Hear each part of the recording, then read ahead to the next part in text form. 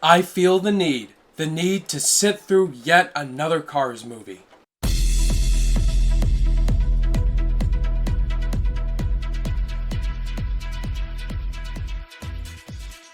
What's going on, guys? Ryan O'Toole back here again, giving you guys another review. As you could tell by the title, today's review is for yet another sequel in this franchise that we didn't even ask for, and that is Cars 3. This installment is directed by Brian Fee, and it stars the returning voices of Owen Wilson as Lightning McQueen, and also in the cast you have Bonnie Hunt, Larry the Cable Guy, Armie Hammer, and Nathan Fillion. This time around in Cars 3, Lightning McQueen is a whole lot older now. He's not that veteran race car that he used to be as fast as he is. He's now a lot slower and older. A whole new generation of high-tech speed racers are created, and one of them is Jackson Storm, voiced by Armie Hammer, who's now Lightning McQueen's biggest threat today. Lightning doesn't want to be known as the old guy, where people are saying that he should retire, he has no chance against Storm,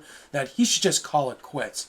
Well, Lightning's like, I'm done when I say I'm done, so he's going to train hard, be fast again, and take down Storm. As I said earlier, this is the third installment in the Cars franchise. Fans did not ask for this, except Pixar didn't care, and they made another Cars movie. But to be honest, I was pretty interested in Cars 3. It got my attention, the marketing was good, the trailers were good, and so it made me pretty excited to see this movie, and hoping it took a different direction compared to the other Cars movies. The first one was not terrible. I enjoyed it. It wasn't great to me. I didn't absolutely love it, but I thought it was a lot of fun. But Cars 2, on the other hand, is a complete piece of shit. And Cars 3, after walking out of it, it was okay. Definitely better than Cars 2. I'll just get that right out of the way. It's okay. I enjoyed this movie. So, let's talk about what I loved about it. The thing that I enjoyed the most about Cars 3 is the racing elements. Every time you're in the racing parts of this movie, in that big gigantic stadium in the Daytona, that's the best part. Seeing Lightning McQueen race are the best scenes in this entire film. Talking about the character of Lightning McQueen in general, he's never been one of my favorite Pixar characters. He's just okay and fine. And in this movie, he's the same. He's just fine. On the other hand, I did like some of the new additions, like Storm. He was a really cool car to see go up against Lightning. I liked him. And I also loved the newest car, Cruz, in this movie, who at first kind of got on my nerves, kind of annoyed me, but then the film progressed and I liked her character a lot more. I also like the training montages in this movie. There's a lot of them. As I said, if you watch my trailer reactions, this movie is exactly like Rocky 3. And that's completely honest. The story elements are very similar to the last 3 Rocky movies. And that's not a bad thing. I enjoyed the training montages. I thought they were a lot of fun. The score in the movie, it sounded really fun and energetic, especially in the racing elements, the final third act, which was great. I just really like to hear the score in the movie. Another thing that Cars 3 did so well, it kind of built itself up. It got better as the minutes progressed. And I usually like when movies do that. They tend to get better in every minute.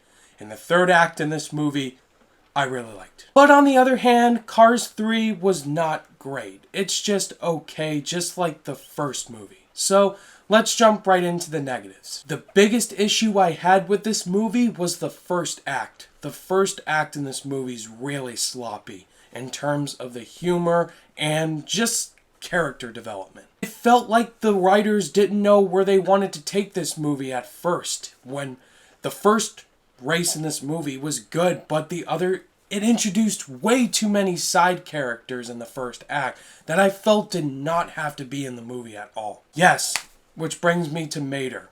You guys know I do not like Mater at all. And I was hoping, based on the trailers, that they limited his appearance in the trailers, thinking he's not going to be in the movie much. I was excited, but he plays a supporting character, and I was like, oh no, come on. Also, some other side characters were kind of useless, especially Sally. She's a big important character in the Cars franchise.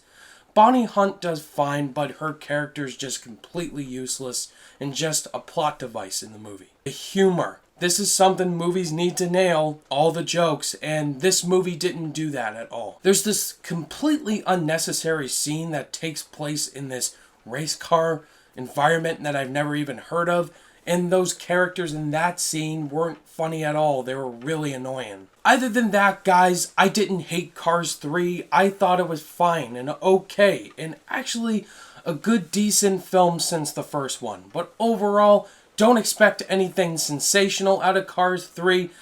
I think the kids will love it first. I think all the jokes will resonate with them. The racing elements were the best part. Everything else was just meh. So with that being said, guys, on my rating scale, I'm going to give Cars 3 a solid 3 out of 5 stars. It's serviceable, fun. Alright guys, that was my review for Cars 3. Have you guys seen this movie yet? And if you have, did you love it? Did you think it was okay? Or did you absolutely hate it? Let me know down below in the comments. Thank you guys as always for watching this review. And if you guys liked it, give it a thumbs up. And be sure to subscribe today for more content. All my social media links are in the description down below. Be sure to click that notification bell on your way out. And I'll see you guys in the next video. Bye!